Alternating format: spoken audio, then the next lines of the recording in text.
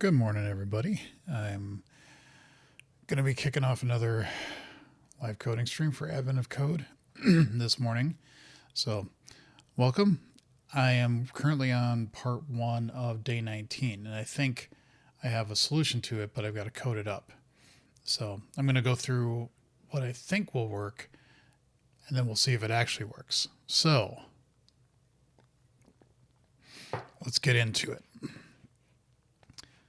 Get some music going here. That is not what I wanted. That is what I wanted. There we go. Okay. By the way, I think the part 2 is going to be you don't have unlimited towels. You have limited towels. So which ones can be made with like only 2 or 1 or 3 or whatever it's going to constrain it to. So yeah, that'll be fun. Okay. But anyway, so the problem is you're basically trying to say, here's a word. Can I make it up with these tokens sequentially? And what I came up with was this. I mean, it's C# code. I don't know if it'll compile. So, but I think it should work. And so what you do is you take your word. So first of all, the tokens I'm going to be putting into a dictionary. So I'm going to find the first character of that token and then put it into an immutable array. Okay. And that way I can look up, like if the character starts with an R, and then I can find all the tokens that start with R. And so I don't have to go through every single token every single time. I think that should be good enough. If you look at the data set for day 19, you know, they're only 5 characters. They're not that long, but that way, if I know the character I'm looking at within a string, like here, if it was that G, then I don't have to look at this or this. You know, those won't matter. So we'll break it up that way.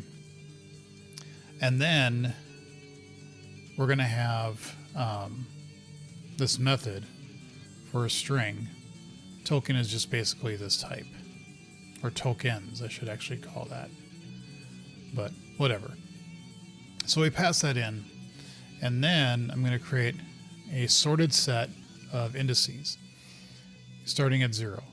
And so we keep looping through until we have no more indices to look at. We grab the current one. We see if there are any tokens for that starting token, because there is a case that they have in the small set where that one doesn't work, and it doesn't work because there is no U, a token starting with U. So we have to keep that in mind. For the big case, it's not going to be a problem, but we still need to be comprehensive and being defensive. So we look and we say, okay, if there are tokens for that starting character, then we look through each of them. We say, what's our next index going to be? If where we're at in the string that we're looking at, can that token actually be contained within the string at that part? If it would overreach, then it doesn't work. That's why we have to have this check in here. And then we're just going to compare the contents. And I think this span work here will actually work. And this will be nice because this means no allocations. So we don't have to do a substring to do an allocation. So hopefully this will be faster. That would be an actually good point to put down here for day 19, is assuming that that this implementation actually works. Part 1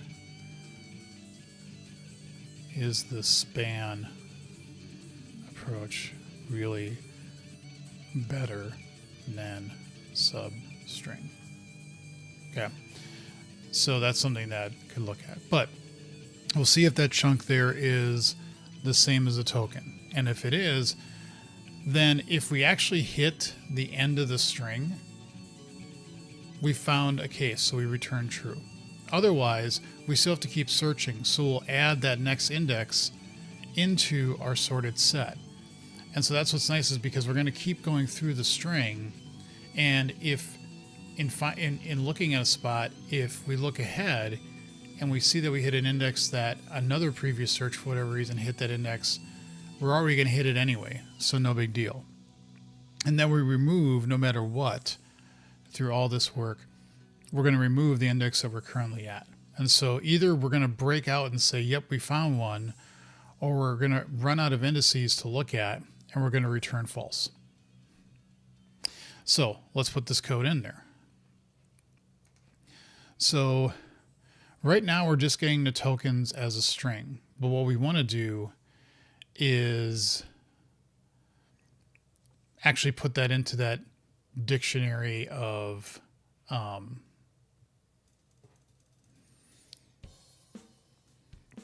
dictionary, the char and the array.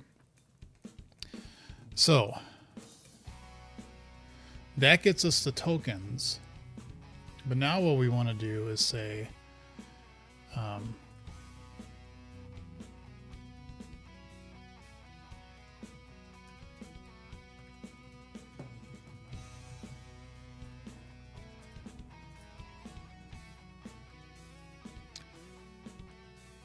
this will be interesting because I want it to be a immutable dictionary of an immutable with the immutable array as a value.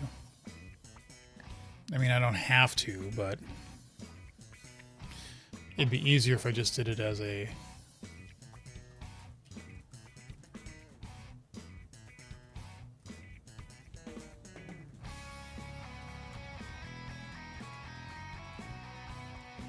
like that.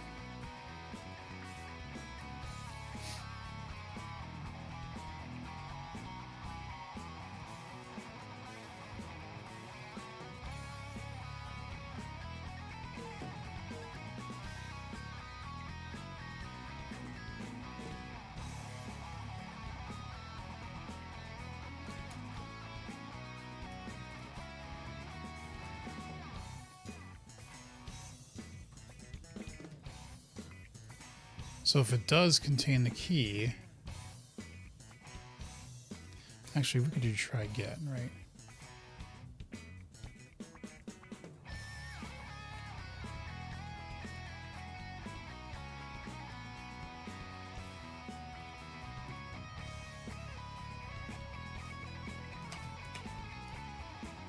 If we get the value, then we can say token values.add.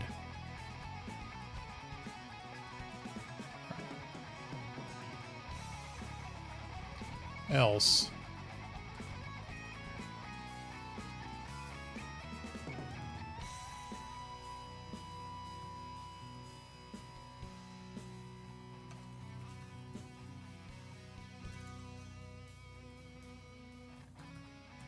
there.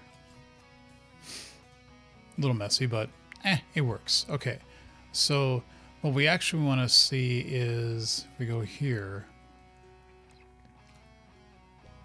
we want to get var possible design count is equal to 0, and that's what we want to return. And so now we're going to look through each one, and this is where we're going to now take that logic that I wrote and see if that actually works.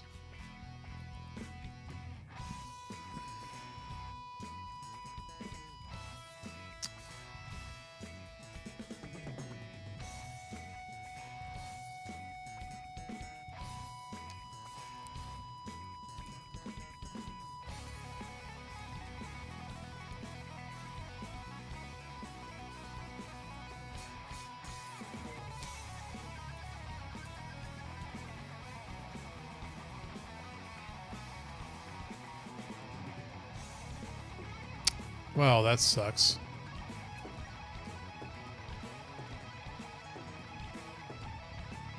Huh.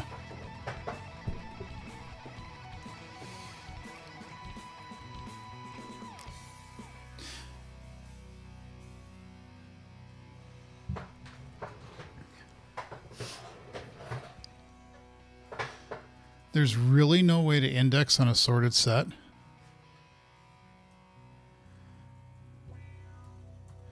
I mean,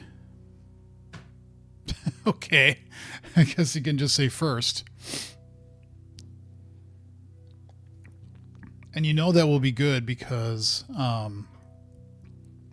That's not ideal, but you know there's going to be at least one at that point.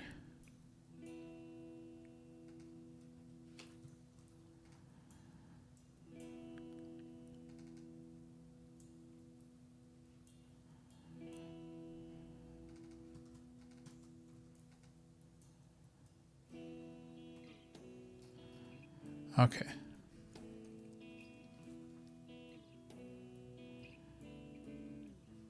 So we take this and we say it's equal to if input at I can be made with the tokens. If it's true, it's that. Otherwise, it's that. Yep. What does that give us?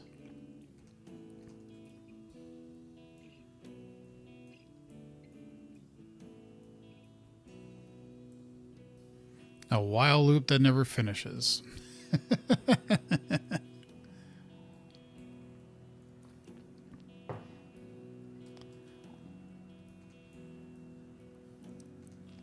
Okay. Again, this is just pseudocode. This is just code that I wrote in my notes.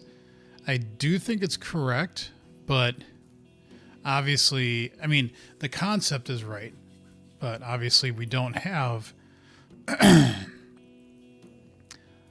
all of the work. So let's put a return true here and put a return false. We're always going to want to look at the current index. Okay. We know this should work. So let's actually pull that out.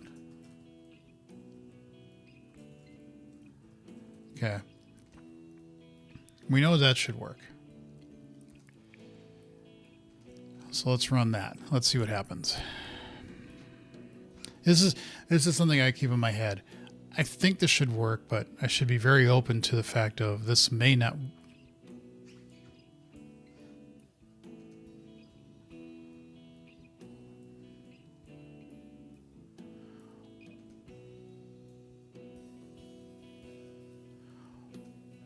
What?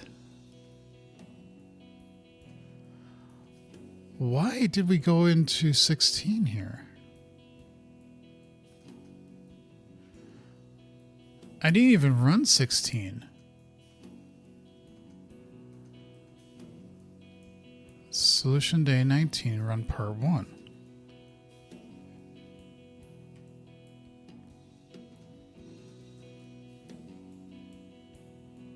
What in the world is going on here? Why does it think you need to go into 16 here? That makes no sense.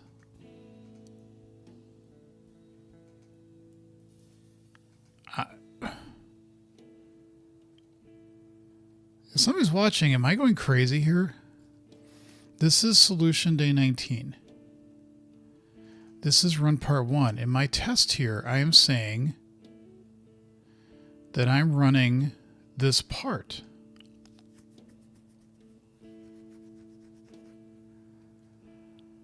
So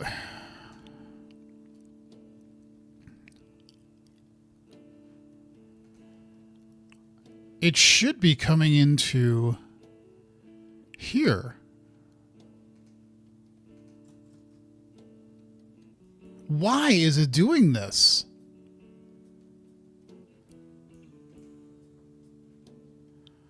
What in the hell is this?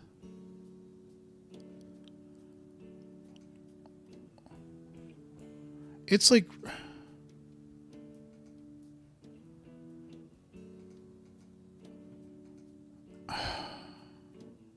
Control R, Control T is debugging the test. Control R, Control T.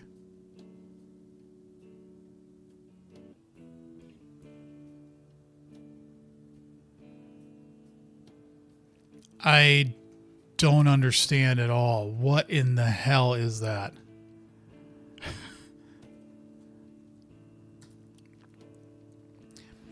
I am convinced this whole testing platform stuff, especially with NUnit, is bugged. I think there's something really wrong with it. And I'm a little... I mean, I took a little bit of a risk in trying something that's a preview. So If you look at like my test here, I'm using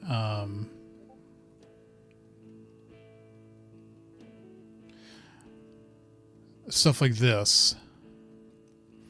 And he's saying it's using the nut runner, and is it a test project? True. And if you look at my packages, you're seeing that the test adapter is 5.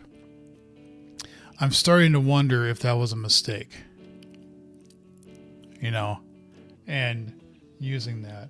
My first instinct is to distrust officials. Well, it's the typical developer mantra, or really anything. Just if it doesn't work, shut it down, start it up again.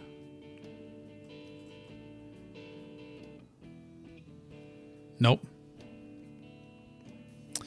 All right, I don't have time to screw around with this, so give me a second here. We're going to try something. I'm going to go off of the testing platform stuff, because I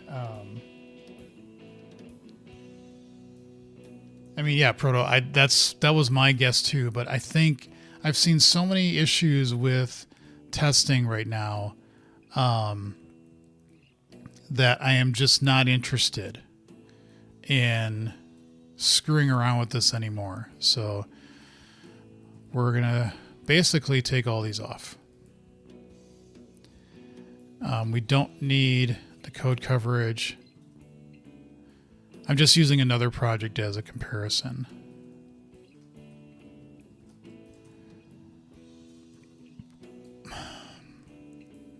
And then here in Rocks, which is a mocking framework I've written, but it's a source generator. So really, really fast. Okay.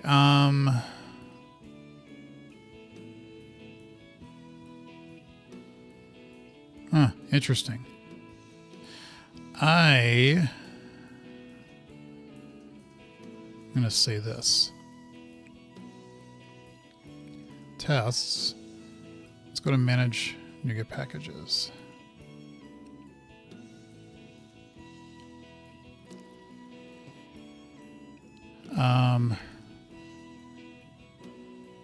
This, we're not going to be on beta 5.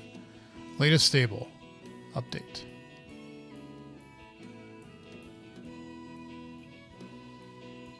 And if this doesn't work, I'll just go into the packages file and change it manually.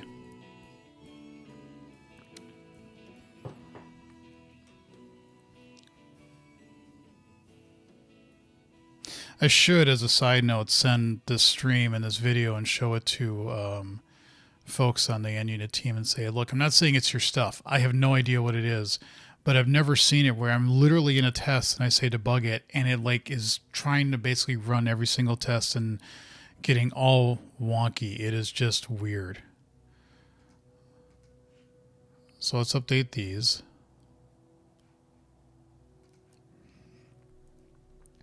Okay.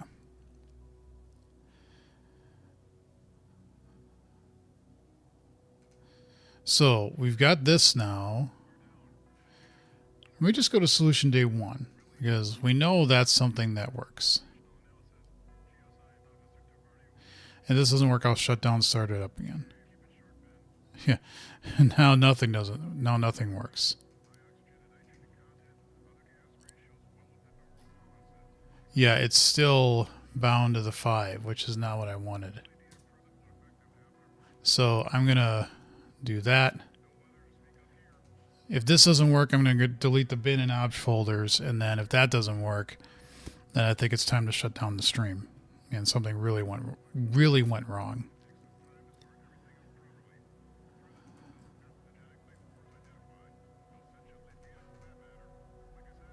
Let's go back to...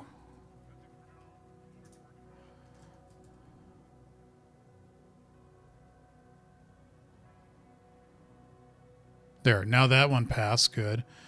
Let's come into 19 tests. Let's just see if...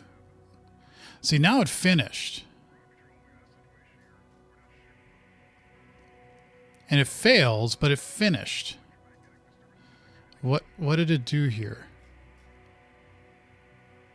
And this should have come up with something. So that's a little different. That's at least, let's debug this now.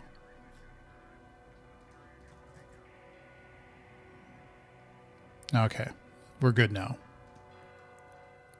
Lesson learned. I am all for the new testing platform stuff that is coming out from Microsoft. I think it's the right direction to go. But obviously, something isn't there yet, at least with using NUnit. And I mean, I was using a beta version. I'm fine with saying something doesn't work with stuff not being fully baked just yet. I gave it a whirl. I tried it. It didn't work. That doesn't mean it won't work when it's all ready to go. So if you don't know what I'm referring to with that, that's just basically saying, let me stop this for a second. That spacing was bugging me. There's this whole rewrite of the testing SDK and things like that in .NET to make it more modern, to make it faster, better, all this other good stuff. Basically, that your output from your testing projects are actually executables and not DLLs. And there's some benefits to that as well. They can run as just literally separate executables. They'll just test everything. Lots of good stuff. The code coverage stuff is also changed. The problem is that all the test runners and all the other test frameworks have to update, and it just seems like NUnit's not there yet. But I don't know if it's NUnit's fault or the testing platform stuff or what. In any event, at least now I can debug again. I gave it a whirl. I tried.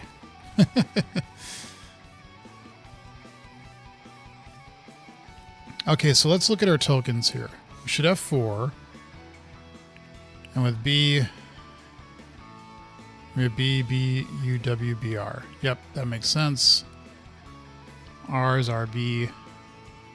And I think I already broke these out, R and RB. Yeah, okay. So that looks like that makes sense. Okay. So we started indices. We get our current index is 0. And we should get tokens because we'll have 3 tokens, these. Okay. The next index for starting token B should be 1. Yep. We're less than that because... Oh my god.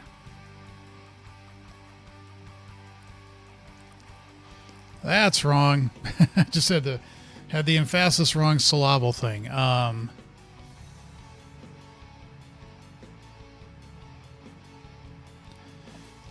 If it's greater than or equal to.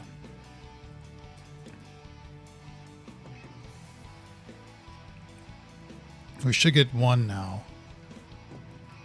Yep. Okay, so let's put these other ones in there. Why it does a double copy still, I have no idea why.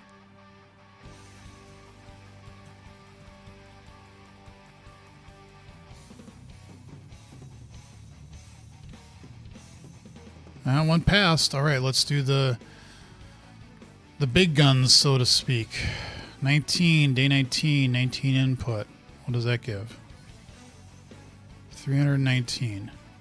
Is that right? That is the right answer. And there was much rejoicing. Yay! Let me close rocks here before I forget. Git commit. Day 1 of part 1 of day 19 is complete. Okay, so again, my guess here was that you're going to be limited in the number of towels or some other strangeness, which we'll see.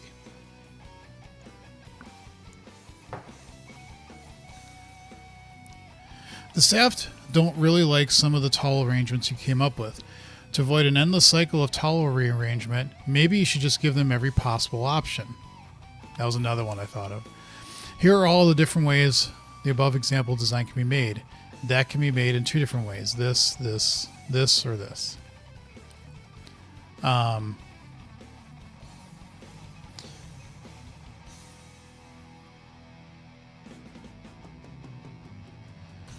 Yep. Adding up all the ways the towels in this example could be arranged into the desired designs yields this.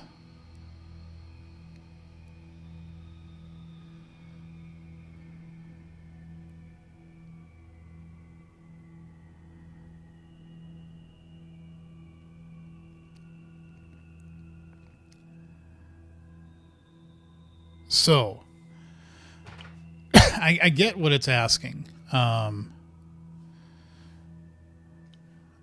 What we want to do now is say, we'll just scaffold this up for a second. Say part 2. And we still want to search, but what we want to do now is we don't want to just know can it be made. We want to know how many different ways can it be made. And I was anticipating this, but I'm like, I don't want to fall down that path just yet.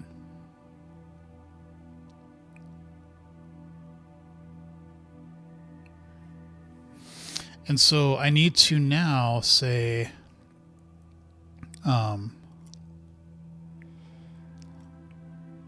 when I'm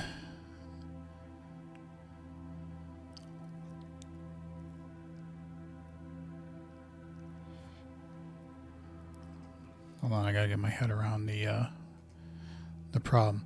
Yeah, this can be made in 2 different ways.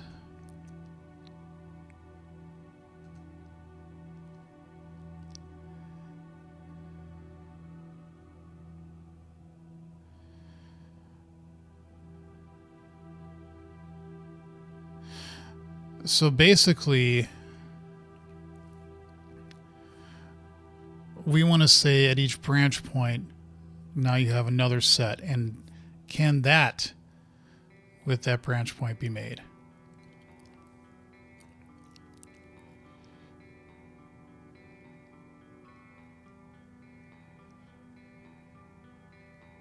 And so for a given string,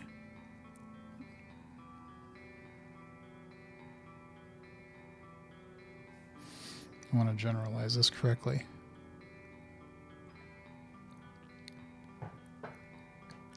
I am happy, though, in the sense that the first one, I was able to basically do the right thing.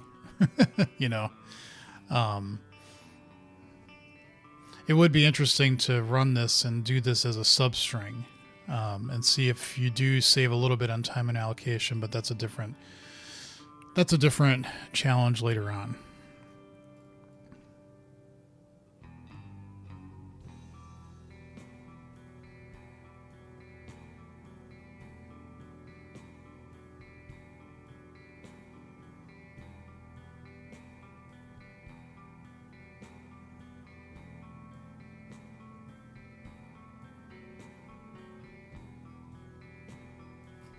So I'm wondering if we need something like a path to say what's our current index.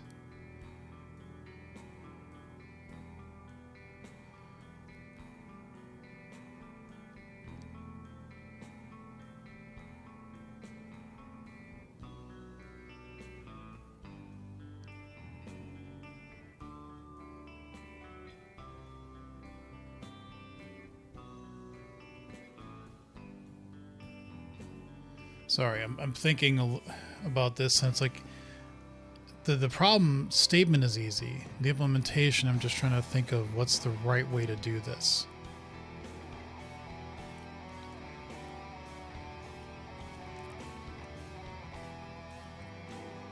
Let's look at the one that has the most branches. So this one.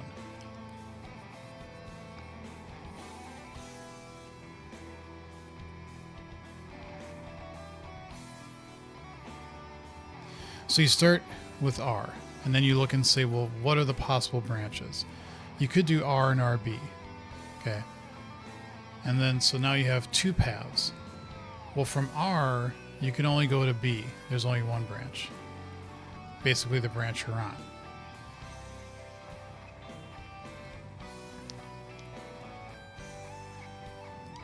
And from B, you could go G or GB. And from G, you could go B or BR.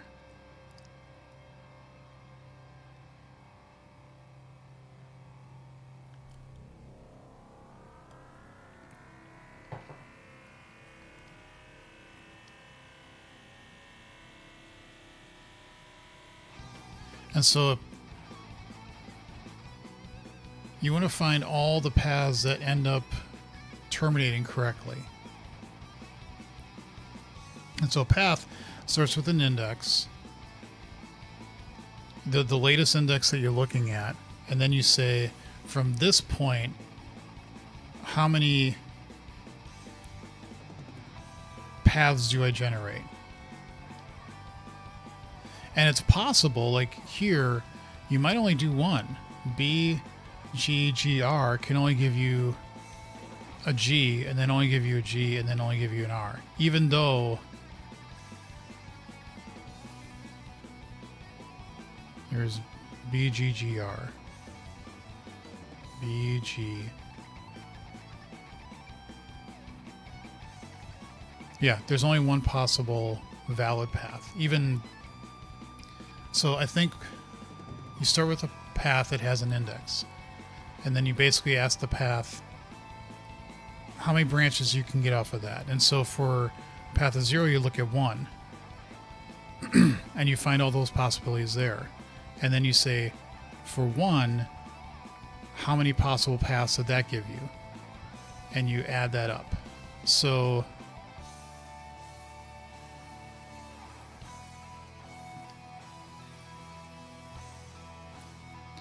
I think what you do here is basically say,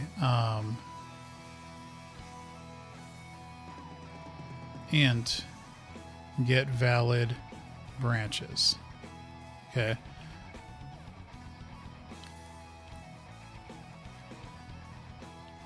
And so we say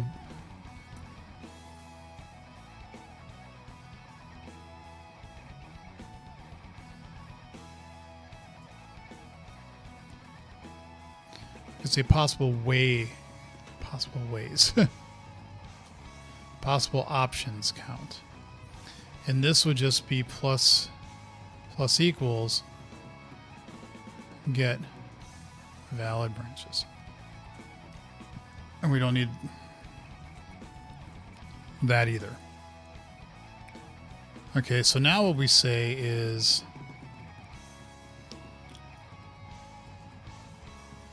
self tokens int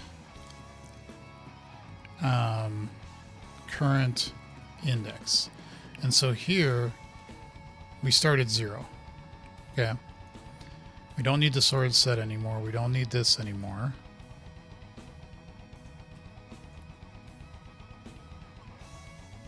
We're going to say var valid branches is equal to 0, and that's what we're going to return.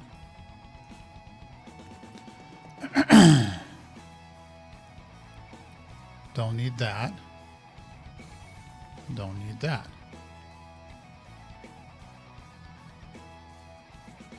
And so now we're going to first say, okay, for the index we're on, how many tokens do we have? We do the same thing. Can that increase?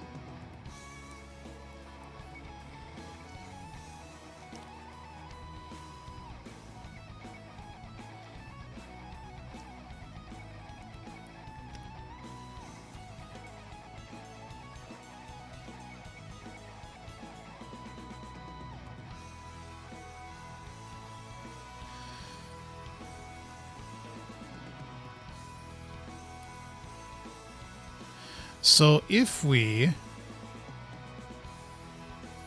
finish valid branches plus plus, if we know we can possibly continue,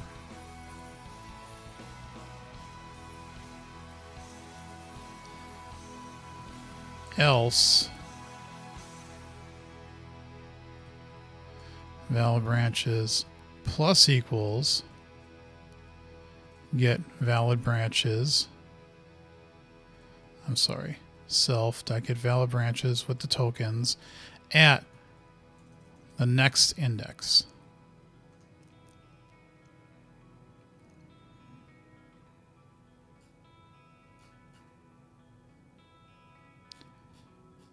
Oh crap. I lost my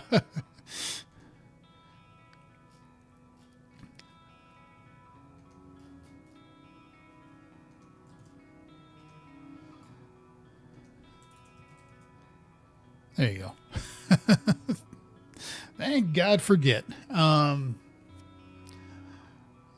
So we have can be made, we have get valid branches.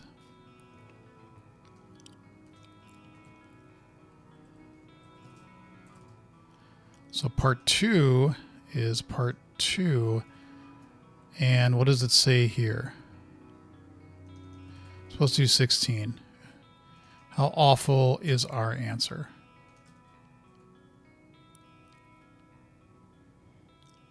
Oh, wow. That's a little surprising. I did not expect us to get an answer right away. Let's say 19. Part 2. And let's just run it.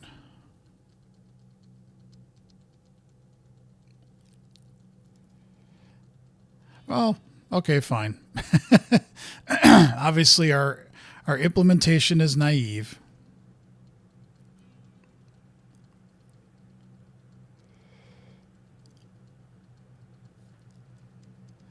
Okay, hold on. Stop.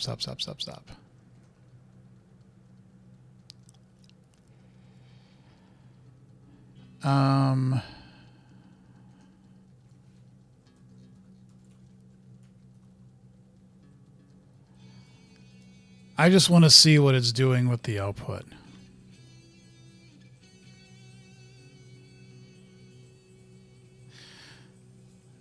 Because part of me goes, this really should not be taking that long. Right?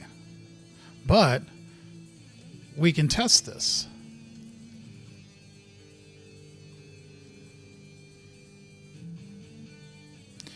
We can grab the 19 input, get all the tokens, that's fine, and then we just get that first line. Now, of course, this might be a little bit hard to debug, but oh well, at least we're going to see, excuse me, a little bit of... We'll just do 3. I have no idea how many it could be. Maybe 0. But we're just trying to see, does this actually finish?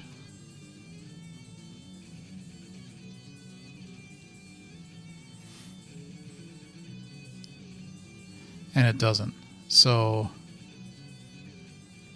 let's just look at the implementation real quick and see if we can figure out why. Because the small case worked. It came back with an answer.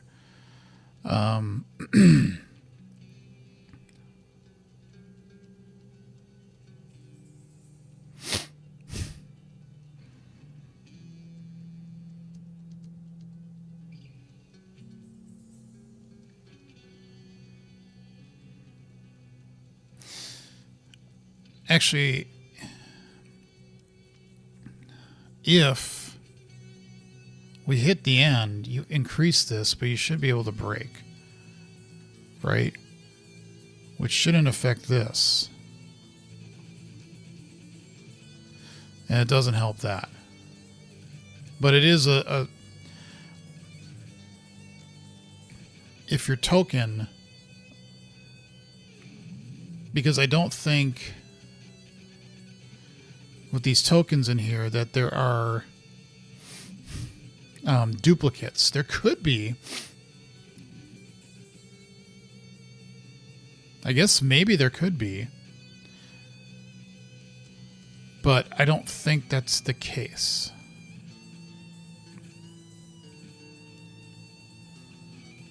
I mean, what I could do is just put in that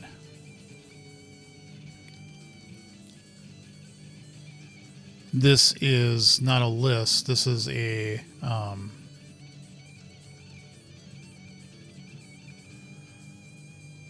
hash set.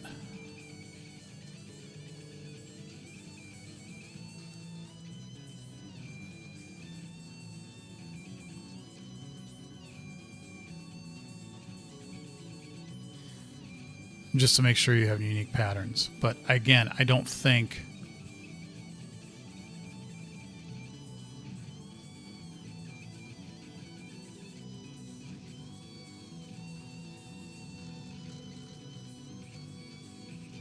I don't think that's going to affect this or this.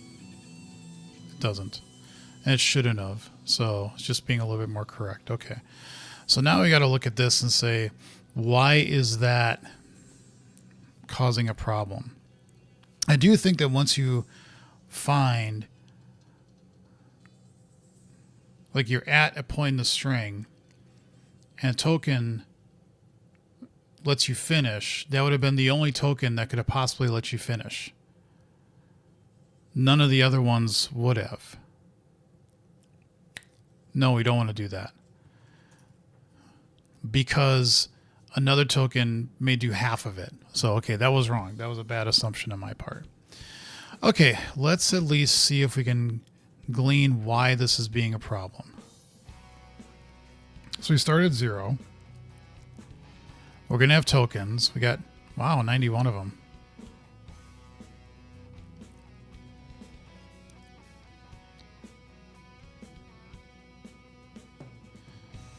Do we ever break out of this? I could see where this, again, is one of those exploding branch things, because if you think about it, like W and WR and WRG, like all those could make you go boom. You know what I mean?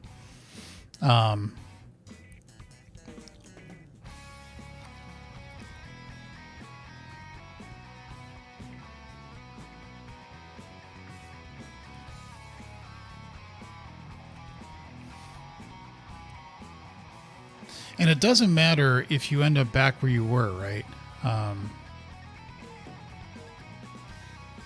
Like GBB, GB, they both they'll end up at index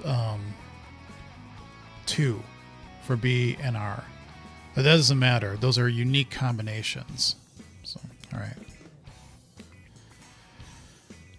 So we see that starting token is WR. That would give an index of 2.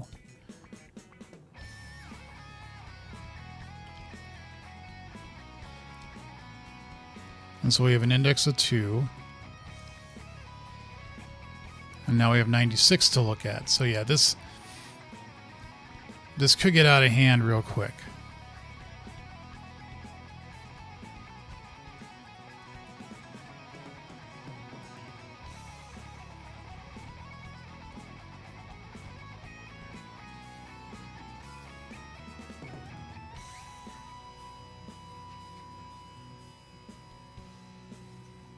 Do we even ever get to...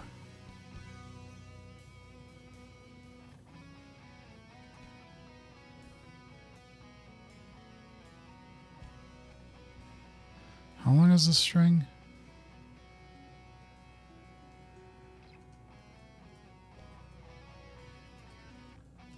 It's only 46 characters.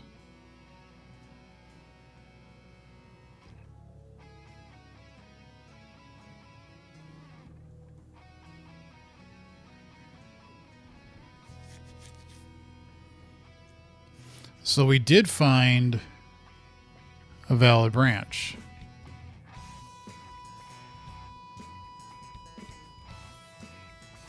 And we do return at some point.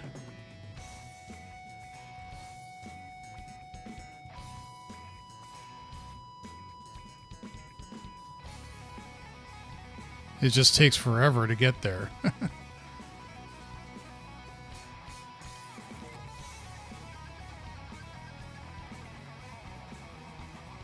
I'm watching my call stack over on the right, lower right.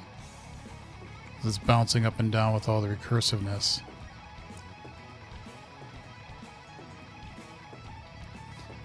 Yeah, I might have to stop and just ponder this one a little bit longer.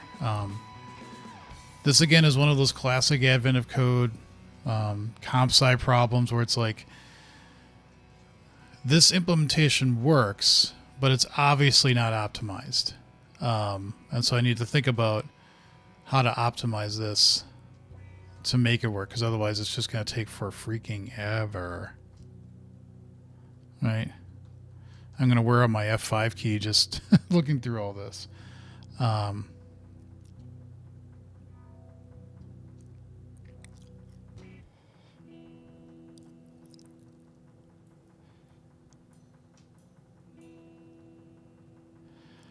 It's kind of funny that it's interesting that the call stack is actually bound. Like you're never gonna, for a particular path, the worst would be the length of the string. So like you look at these strings, you're never gonna get farther. The worst you're gonna get is all these are ones.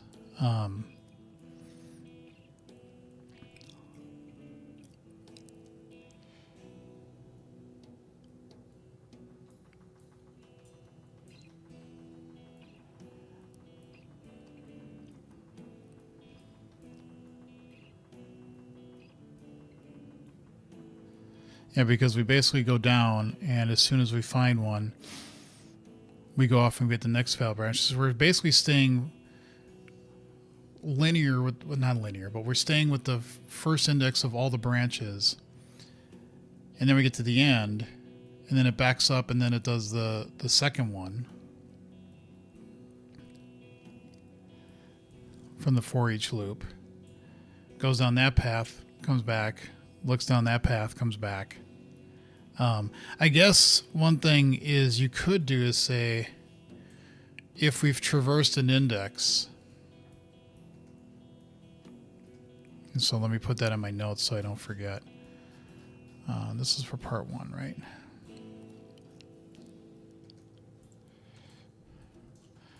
Part 2.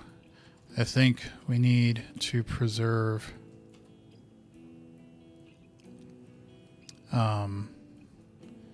valid branch counts for previously computed indices.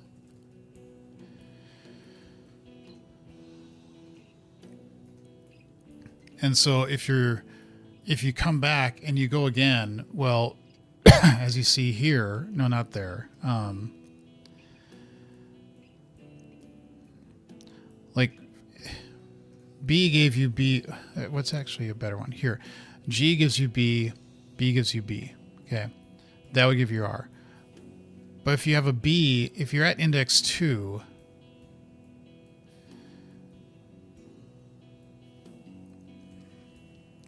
then the valid path count, I believe you'd basically say is this 2, because you've already computed that. Coming to an index, you get an answer. That's the same answer no matter how many times you come back to it. And so what I think we could do is say here is, as you're getting all your valid branches, you have to say, like, have a dictionary of indices and valid branch counts. And so if you finish here, once you finish for a particular index, you put this in the valid branch count. And so when you come into get valid branch count, actually, maybe I can just do that right now.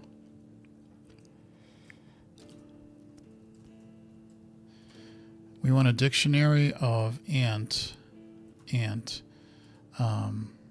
computed indices. Okay, so if we come into here and we say if computed indices contains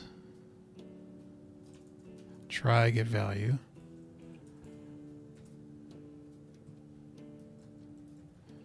computed valid branches, we just return that. We've already seen it. We don't need to do it again. Otherwise, we're going to go through it. And so then we just pass around computed indices. Once we actually finish out of the loop, we're going to say computed indices triad.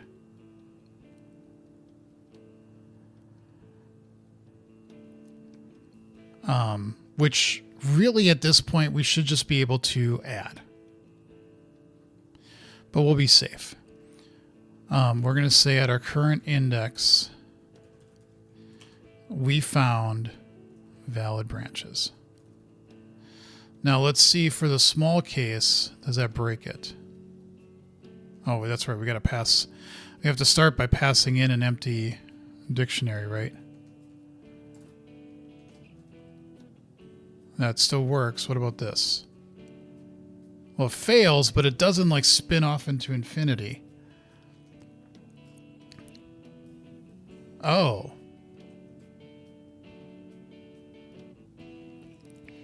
Well, that's a lot.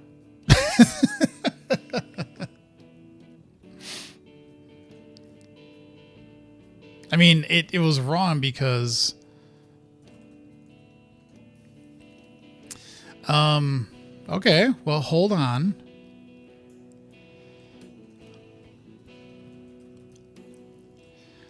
We're going big integer raw, baby.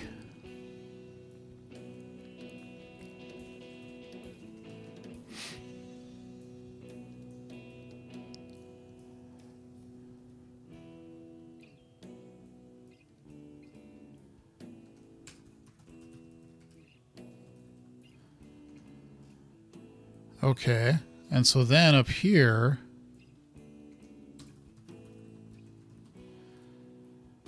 and now we have to return a big integer. And then we come to our test here.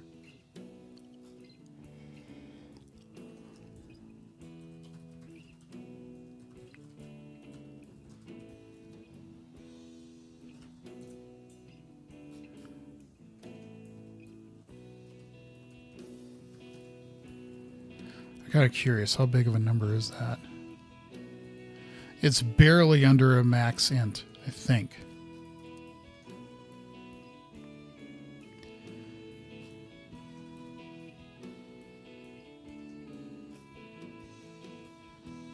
Oh. It actually overflowed.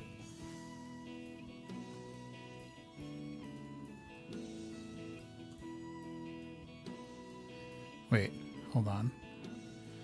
Let me make sure I didn't screw that up.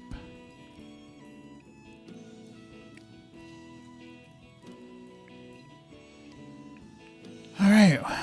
Well, what do we get for an answer? That's a lot quicker. Is that right, though? Ha! Ha ha ha ha ha. Excellent. Okay.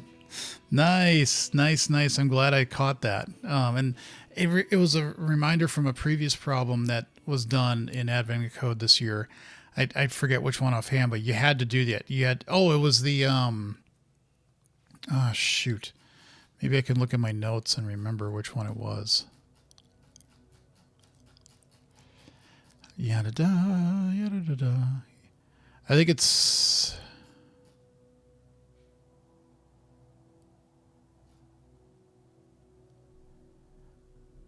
No, it's not the scored one.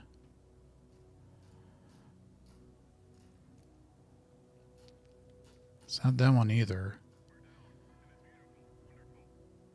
Oh, yeah, it's the stones one. You had to get stoned. That one you had to do pre-computing. And once you did that, then you were good. And so that's the same thing here. So nice.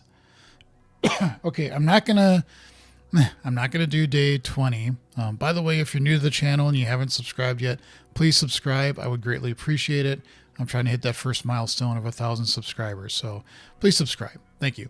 I'm not going to do 20 right now. I'm just going to look at it. But I do need to stop because I need to do the day job over there. So let's at least look at 20. Did I save or commit? Nope.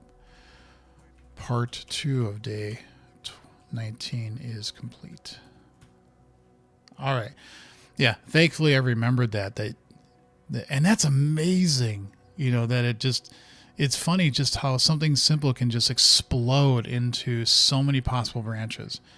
But that's when I realized is, again, it's literally just like the stone problem. As soon as you reach a branch and you know that had 2, Well, as you start going back up and down, well, you already hit that one before, you don't need to keep going through the stack, and so it unwinds rather quickly. So let's look at 20. Let's just see what 20 is like. This is a milestone. We hit the 2s, the 20. Race condition. The historians are quite pixelated again. This time a massive black building looms over you. You're right outside the CPU. While the historians get to work, a nearby program sees that you're idle and challenges you to a race. Apparently, you've arrived just in time for the frequently held Race Condition Festival. We love those as developers. The race takes place on a particularly long and twisting code path. Programs compete to see who can finish in the fewest picoseconds. The winner even gets their very own mutex. Funny. They hand you a map of the racetrack, for example. So something like this. And it looks like there's only one possible path. Okay. Track, including the start and the end positions, both of which also, and walls. When a program runs through the racetrack, it starts at the start position, then it is allowed to move up, down, left, or right. Each such move takes 1 picosecond.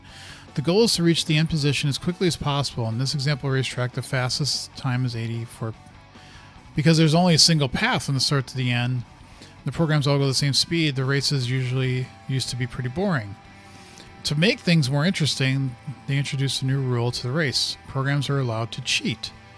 The rules for cheating are very strict. Exactly once during a race, a program may disable collisions for up to 2 picoseconds.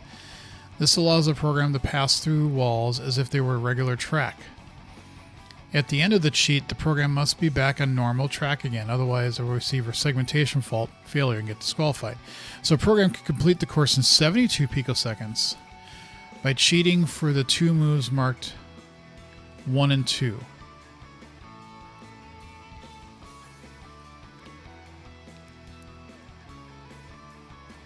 Yeah, because you can only cheat once. This saves you because otherwise you'd have to go down, over, and up. And so that saves you. But what actually would be even more is what they're going to probably get at is that would be even cheaper. Yeah, they're showing you all the spots where you could cheat. This cheat saves 64 and takes you directly to the end. Each cheat has a distinct start position. Position where the cheat is activated just before the first move that is allowed to go through walls, and end position. Cheats are uniquely identified by their start position and end position. In this example, the total number of cheats grouped by the amount of time they save are as follows. There are 14 cheats that save 2 picoseconds. There are 14 cheats that save 4 picoseconds. Because you could cheat here, you could cheat here, you could cheat here. You aren't sure what the conditions of the racetrack will be like, so to give yourself as many options as possible, you'll need a list of the best cheats. How many cheats would save you at least 100 picoseconds?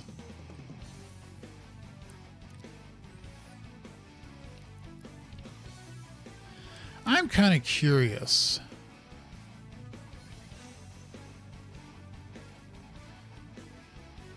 No, this still the one next has the last one has the least amount of solves, but that could also be people just get tired and they don't keep moving on.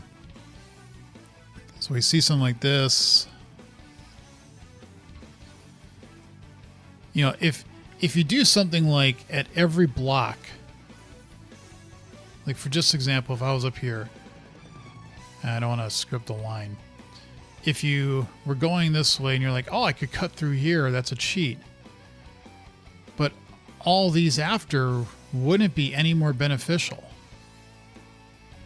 So yeah, I'm going to have to think about this. Let's grab the input, save as day 20 input.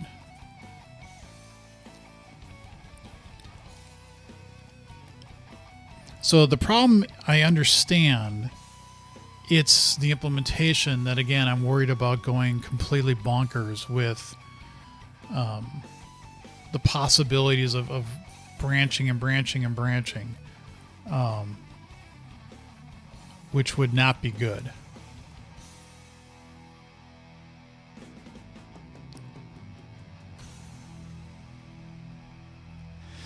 I mean, I guess you could say like here, this branch has a start because they say it's like the 2 moves. If I, and it does only have, you don't have to find distinct paths. There is only one path. And so as I come through this, this saves 1, 2, 3, 4, 5, 6, 7, 8, 9, 10, 11, 12, 13. It would be 14. And this just says 1, 2. Let me see if I do that right. 1, 2, 3, 4, 5, 6, 7, 8, 11, 12, 13, 14. This would be like 1, 2. So if I just continue down the path and I eventually come back up here, I would notice that this cheat has a current picosecond count that's 14 less. So it's less than all those. All those I can stop because they don't matter anymore. I don't think that's enough, though. I have the feeling that with such a large map and so many large possibilities, but again, if we look at let's close all these out. If we look at that input again, I don't think, and I could be wrong in this, but I don't think there are multiple possible paths. There's only one path in this that you can follow because it's a race. And so eventually, if you were coming down like here and I cheated and moved over this way, that all these other cheats that I might find, although it's interesting because here I could cheat and say, I could cheat this way. And now, well, which way do I go? Right? I have to know which direction is valid.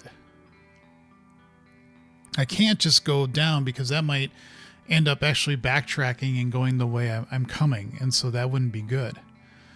But I don't want to go through the entire maze.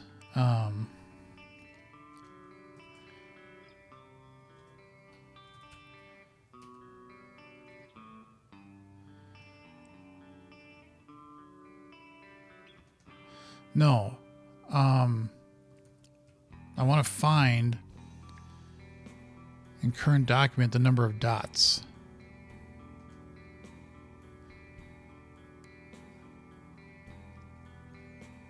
$139? That doesn't sound right.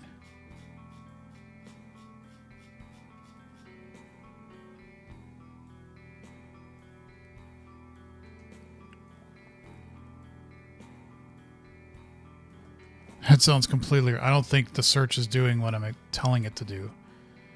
Or it's doing what I'm saying.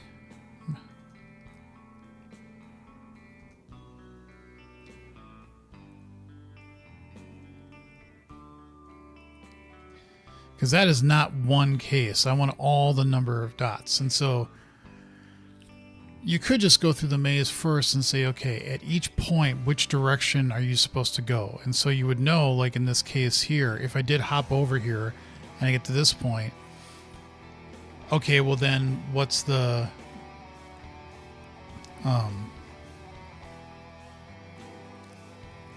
okay, I'm going to stop because otherwise I'm going to keep trying to solve this. But I think... Where's the start? Hello?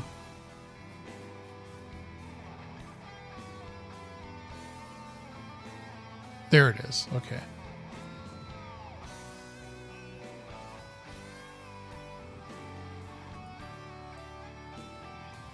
Man, they don't make it easy. Where is it?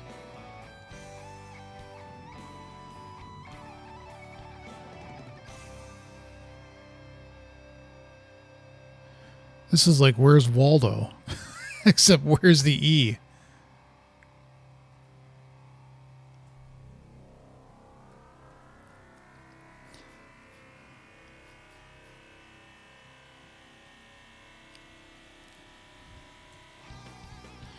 It's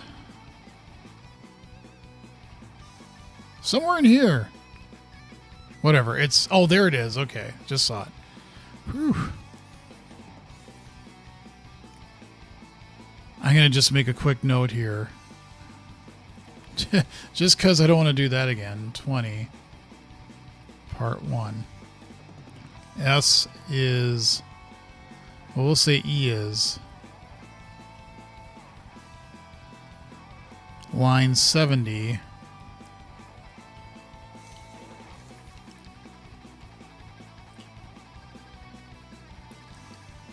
Char 51, and S is line 78. Char 70. Just so I know. Okay. Definitely have a lot of things to think about with this. Because I can already... What's funny is I can look at this...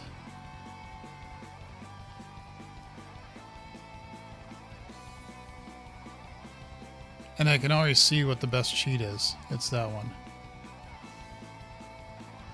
Because you're here, you move up, over, up, over, up. If you cheat here, well, then you still have to follow the rest of the path.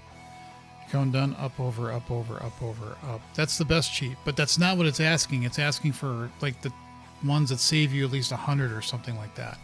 So you can't just do the one. You've got to do more than that. Yeah, this one might be tricky.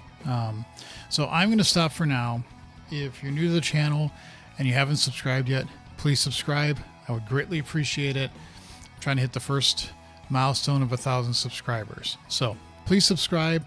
I will maybe do another coding stream probably this weekend. Maybe tomorrow morning if I feel like it. I don't know. But I'm going to think about this one for a while off camera to see if I can come up with something that makes sense. So with that, I'm going to stop the stream. Thank you all for watching. Take care, and I hope